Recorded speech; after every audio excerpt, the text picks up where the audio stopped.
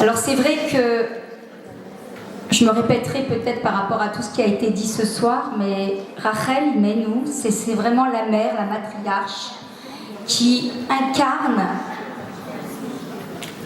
la femme juive, qui incarne la mère, même si elle n'a eu finalement que 2 des 12 Shvatim.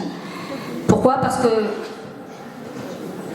c'est vers elle que l'on vient et que l'on déverse son cœur comme à une maman, vers qui on va se tourner pour pouvoir épancher et parler de sa tristesse ou même annoncer ses joies. D'ailleurs, quand on voit un petit peu son lieu, son tombeau, c'est vraiment devenu un lieu de pèlerinage. En réalité, Rachel, elle représente cette force et cette fragilité. Réellement, c'est ce cocktail qui fait la beauté de cette femme, pas seulement la beauté physique, mais réellement ce qu'elle est. Elle est dans sa pleine humanité. Pourquoi? Parce qu'on est fait de zones de lumière et de zones d'ombre. Et elle incarne réellement ce cocktail. Et c'est surtout une femme qui a fait un choix.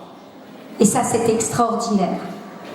Le choix de vivre face à n'importe quelle adversité. Vous le voyez, sa vie n'a pas été un fleuve tranquille. C'est une vie qui a été tissée d'épreuves. C'est une vie où elle a dû développer une forme d'abnégation quand elle a laissé sa sœur rentrer à sa place sous la roupa, ou quand elle a eu du mal justement à pouvoir donner naissance, ou alors lorsqu'elle est décédée seule sur ce chemin où elle est enterrée, alors que son époux est enterré à Hebron, et elle sera seule sur le chemin de Bethléem. Et pourtant, Rachel va nous léguer une force qu'aucun courant de développement personnel peut nous donner. Cette force, je vais la citer parce qu'elle est très importante. C'est avec cette force que l'on va pouvoir avancer, se construire. Sans elle, on ne peut rien faire. Cette force, c'est la force de la résilience. Alors, qu'est-ce que c'est que la résilience? On en parle beaucoup aujourd'hui. La résilience, en fait,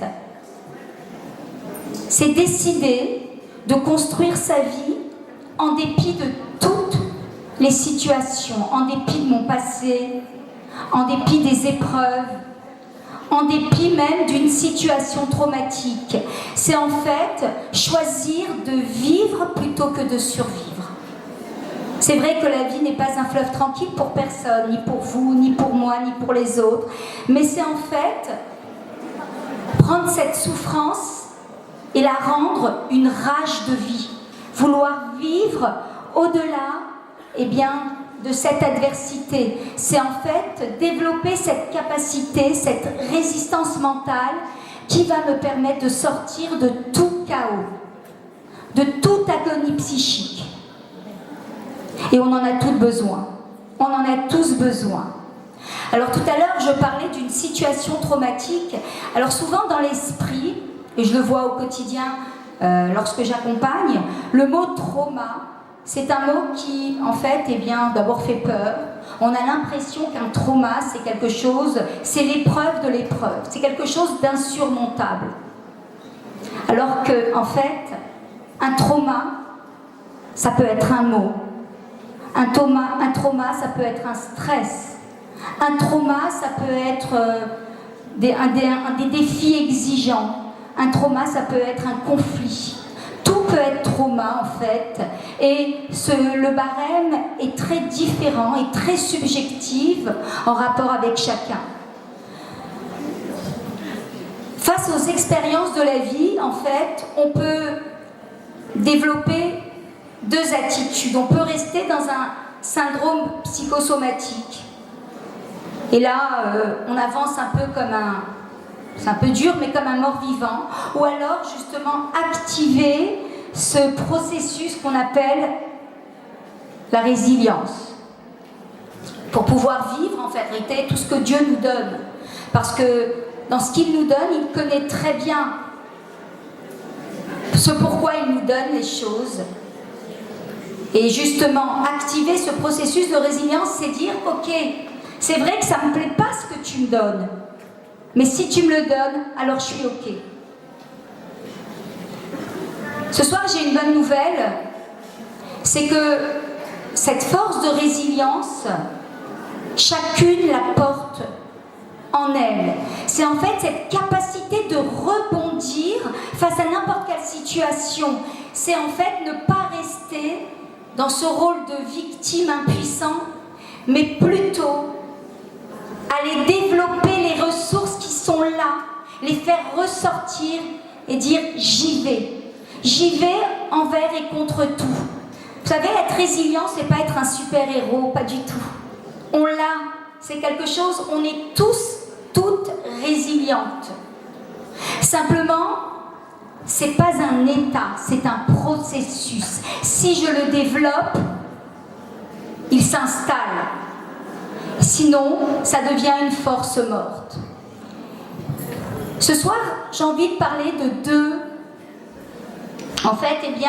deux voies qui s'offrent à nous à chaque moment, mesdames. Deux voies, pas plus.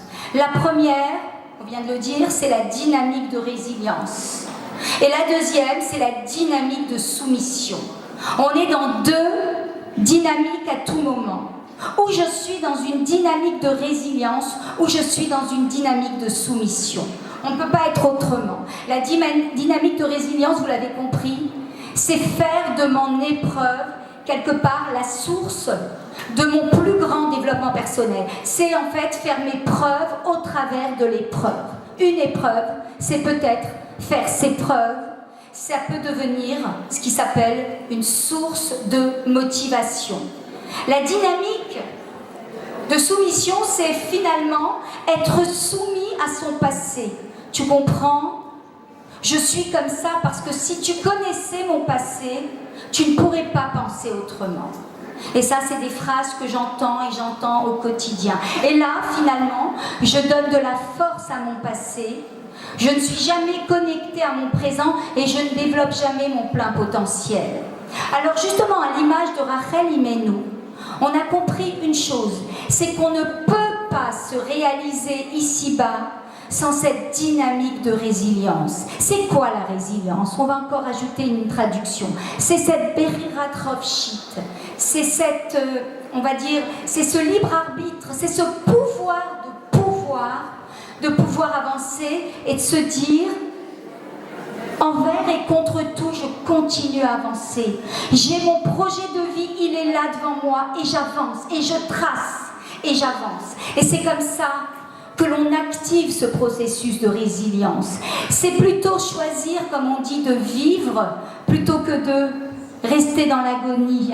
Si vous voulez, cette Bechirat Rofshit, ce libre arbitre, se met devant moi et me dit « Hé, tu veux aller à droite et vivre, ou tu veux aller à gauche et plutôt survivre ou vivre quelque part une agonie psychique ?» Et là, c'est à moi de décider. C'est quoi décider ? Décider, ça vient du mot latin décadere.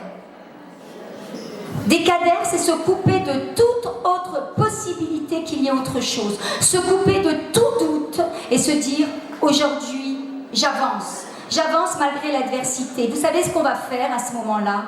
Quand on est dans cet état d'esprit, on va créer ce qui s'appelle une disponibilité d'esprit. Je vais pouvoir me permettre, m'autoriser, j'aime bien ce mot, à fermer d'anciens dossiers et pouvoir justement commencer à vivre en conscience éveillée et voir en fait toutes les opportunités de développement qu'Akadosh Baruch Hu m'envoie à tout moment. Vous savez, on a des perches qui nous sont tendues, mais on ne les voit pas toujours. Donc l'idée, c'est qu'en étant dans cet état d'esprit, même les bobos de la vie, je suis pas narcissique quand je dis les bobos de la vie, eh bien, ces bobos de la vie deviennent beaucoup moins impactants. Parce que sinon, je vais vivre dans une réalité qui est amoindrie et surtout dans un décalage temporel. Pourquoi ? Parce que je suis située dans le passé plutôt qu'être là, ici et maintenant. Parce que c'est ici qu'on conduit. Ce n'est pas dans le passé. Vous savez, la personne qui nous fait le plus de mal, en vérité, ce n'est pas l'offense. Ce n'est pas ce que j'ai vécu. Ce n'est pas mon passé. blessures. C'est souvent nous qui nous offensons le plus. C'est souvent nous qui choisissons de garder cette offense et la transporter jour après jour. Donc en fait, c'est pas l'offense la personne qui m'a offensée, elle est déjà partie dans sa vie, ou mon passé, il est déjà très loin. Mais en vérité, c'est moi qui m'offense et c'est moi qui choisis finalement de rester là-dedans. Souvent, se poser la question à qui ou à quoi je donne mon pouvoir? À qui ou à quoi je donne mon pouvoir? La question, elle est intéressante parce que là, dans ce cas présent, mon pouvoir, je le donne à cette personne qui m'a fait du mal, je le donne au passé, je le donne à l'offense et finalement je ne suis jamais ici pour pouvoir construire. Vous savez, je vais avant de parler, de pouvoir vous donner quelques petits points pour pouvoir activer ce processus de résilience, il va falloir déjà identifier, est-ce que je porte en moi des blessures du passé? Vous savez, on est spécialiste pour vivre dans le déni. Vivre dans le déni, c'est se dire, ça y est, c'est fini, c'est du passé, je ne veux plus ouvrir les dossiers. On peut être résiliente, mais pas forcément guérie. Être résiliente, être déterminée à vouloir avancer, ne veut pas dire que mes blessures du passé sont guéries. Alors comment est-ce que je peux savoir que mes blessures du passé sont vraiment guéries? Vous savez, le cerveau n'oublie rien. Il encode comme dans un congélateur et tout revient sous la forme du destin. Tout ce que tu n'as pas voulu exprimer, tout ce que tu n'as pas voulu voir, va revenir en boomerang sous la forme du destin. Et tu vas passer ta vie à une chose, à te suradapter, à être dans une adaptation de soi. Et tu vas développer une relation compliquée avec toi et avec l'autre. Donc, en fait, c'est intéressant de se poser la question, mais tiens, qu'est-ce que je transporte, moi, au quotidien? Et vous savez, en tant que parent, on a quand même une responsabilité. Cette responsabilité, c'est de ne pas léguer nos blessures à nos enfants et à nos petits-enfants. Cette responsabilité, on l'a. Qu'est-ce que je donne à mes enfants? Est-ce que je suis en pilotage automatique? Est-ce que finalement, je suis là à leur donner et je suis guidée par mes émotions, par mes traumas? Ou est-ce que je suis un parent libre, authentique de donner le meilleur de moi-même? Donc quels sont les indices qui me disent que mes blessures sont encore là? Je vais en citer 3. La première, je vais faire court parce qu'Elodie m'a demandé d'aller vite. La première, c'est de pouvoir savoir dans quel espace-temps je me pose le plus souvent. Est-ce que je suis là à regarder le rétroviseur, regarder en arrière et en fait colorer ma vie actuelle à la couleur du passé? Vous savez, il y a beaucoup de personnes qui ne sont que dans le passé. Ah, c'était bien quand on était là-bas. Ah, c'était bien quand les enfants étaient petits. Ah, là, on est seul. Vous voyez, en fait, ils sont là dans une rumination incessante. C'est un espace qui ne sert à rien. Le deuxième indice qui m'indique si j'ai encore des blessures à penser, c'est mon insatisfaction face à tout. Vous avez des gens qui sont toujours insatisfaits dans leurs 5 domaines de vie, que ce soit dans leur dimension personnelle, de couple, professionnelle, familiale, ils sont toujours insatisfaits. Et là, c'est l'indice A. Il y a quelque chose que je transporte sur mon dos, j'ai peut-être des kilos et des kilos de sable que j'ai besoin de lâcher. Et le troisième indice, c'est en fait mes réactions face à certaines situations. Quand je surréagis devant des situations parfois même anodines, on va réagir, ça va être l'indice qu'une émotion, une situation antérieure est bloquée à l'intérieur de moi. C'est tel qu'un élastique qui est tendu entre le passé et le présent et qui est tellement tendu qu'il va claquer.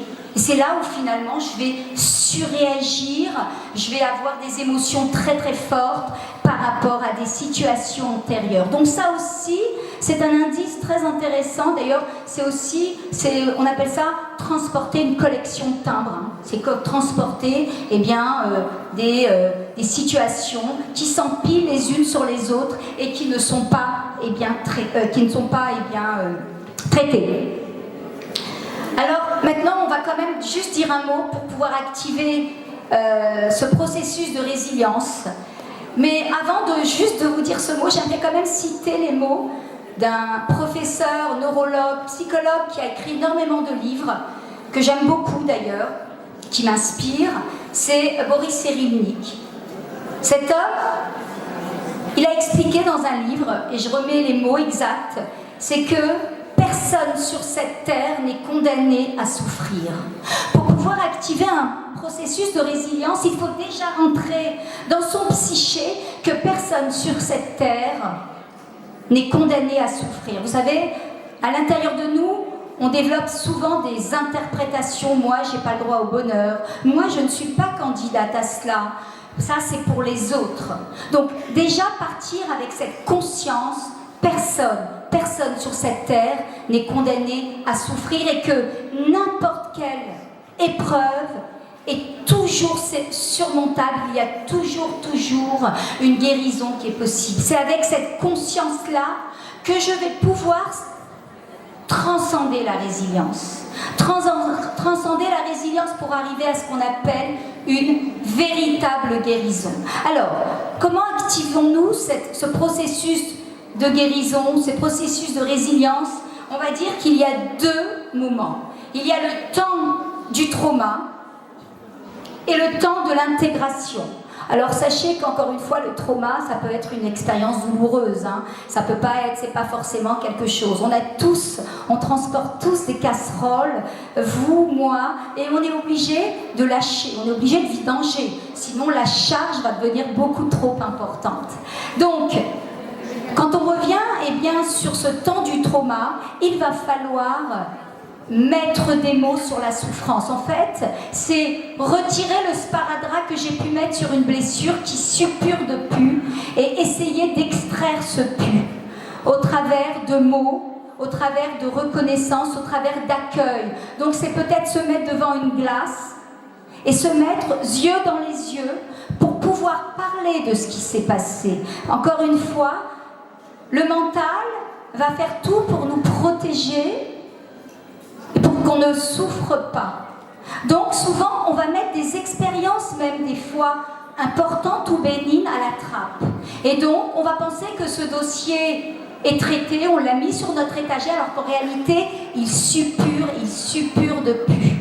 Et donc, il va falloir exprimer au lieu d'imprimer. Et ce temps, justement, ce temps du trauma va me permettre de pouvoir vidanger et essayer justement de revenir à mon corps. Pourquoi ? Parce que mon corps, quand je vais dérouler l'expérience, va me donner des informations essentielles, va me dire à quel point et à quel niveau d'intensité je suis encore touchée par la situation. Vous savez, le corps ne ment jamais. Le corps est prioritaire. Vous savez, c'est pas la tête qui a été touchée, c'est votre corps, c'est votre cœur qui a été touché. Donc revenir au corps, c'est toujours le meilleur moyen pour pouvoir se reconnecter complètement à la situation. Une fois que justement je me suis connectée, que j'ai accueilli mes émotions et je les ai nommées, tiens, je ressens ça, tiens, je ressens ça et je l'accepte, je ressens cette colère et je l'accepte, c'est à moi. Déjà, je suis dans ce temps du traumatisme et j'ai déjà passé, je suis rentrée dans cette courbe du deuil. Je suis obligée de faire ce deuil. Deuxième étape, là je vais pouvoir rentrer dans la deuxième étape qui est l'étape de l'intégration. L'étape de l'intégration, attention mesdames, quand on parle d'intégration, c'est pas dire oui à la situation, hein, non pas du tout. C'est pas aimer ce qu'on a vécu, pas du tout, c'est une offense et elle fait mal. Mais en même temps, c'est pouvoir se permettre d'avancer avec davantage de liberté et faire en sorte que cette offense ne soit pas vécue deux fois, au moment de l'offense et encore au quotidien, tous les jours au quotidien. Cette deuxième étape, elle a deux étapes. La première, pour être dans cette étape d'intégration, il va falloir que je développe de la compassion. De la compassion, en fait, pour la personne qui a souffert. Être ce meilleur ami, se donner de l'amour, l'amour c'est vraiment, on va dire, l'outil de guérison, et se dire, écoute, c'est pas parce que tu as vécu cela que ça fait de toi une vilaine personne. Hein, regardez, qu'est-ce que vous direz à un ami quand vous allez lui raconter? Elle ne va pas vous dire, ah, c'est terminé, c'est grave, il n'y a plus d'espoir. Elle va te dire, écoute, la vie est devant toi, avance. Qu'est-ce que te dirait ton coach? Elle te dirait, écoute, avance, avance, sois heureuse, c'est ça qui compte. Ou alors, si vous aviez votre enfant devant vous, qu'est-ce que vous lui diriez à cet enfant qui souffre? Vous lui direz, écoute mon chéri, eh bien j'ai confiance en toi, tu vas avancer, et vous lui donneriez toute la force pour pouvoir avancer. Et bien justement, dans cette étape d'intégration, ça va démarrer par cette compassion que l'on doit se donner, être ce bon parent pour soi-même et se dire que c'est pas parce qu'on a vécu quelque chose de difficile que les choses sont terminées. Zéro dévalorisation, que de l'amour et de la compassion. Et dans cette dernière étape, qui est la plus importante, c'est donner un sens à sa blessure. Donner un sens à sa blessure, c'est réellement rentrer dans un chemin de réconciliation, comprendre que le présent, le passé et l'avenir sont interdépendants et qu'aujourd'hui, on ne va pas faire de notre passé une excuse, mais juste une explication qui va me permettre de pouvoir avancer beaucoup plus librement. Donc c'est développer, quand on dit donner un sens, c'est encenser sa vie, c'est avoir un pourquoi fort. Qu'est-ce que je vais faire de ce que j'ai reçu? Quelles nouvelles attitudes je vais développer? À quoi je dis oui? À quoi je dis non? C'est décider ce que l'on a envie de vivre dans sa vie et faire en sorte que le coup dur devienne un outil d'évolution pour pouvoir avancer. J'ai envie de dire une force vive. Parce que l'idée, c'est qu'au lieu de te lamenter, construis un nouveau sillon de Rhônal, et on a bien compris qu'en réalité, tout est une question d'interprétation. En tous les cas, en conclusion, je fais très court parce qu'on me demande d'arrêter. En conclusion, il faut savoir que notre route est jonchée de pierres. Dans n'importe quel chemin, nous avons des pierres devant nous. Et la vraie question à se poser, c'est est-ce que je veux faire de ces pierres un pont ou est-ce que je veux en faire un mur dans ma vie? Est-ce que je veux en fait faire des schémas répétitifs, répéter ce que j'ai pu vivre et me faire du mal, ou au contraire, est-ce que je veux vivre une vie simple et harmonieuse? Ça, c'est la vraie question. Mais mesdames, ne laissez jamais le passé, les expériences définir qui vous êtes et qui vous avez envie de devenir. En tous les cas, je suis sûre que ce soir, nous allons sortir toutes renforcées avec tous ces merveilleux apprentissages, avec de nouvelles forces que Rachel Imenou va pouvoir nous donner pour créer la vie lumineuse que nous méritons toutes et avancer avec la force de la vie. Soyez heureuses. Merci beaucoup.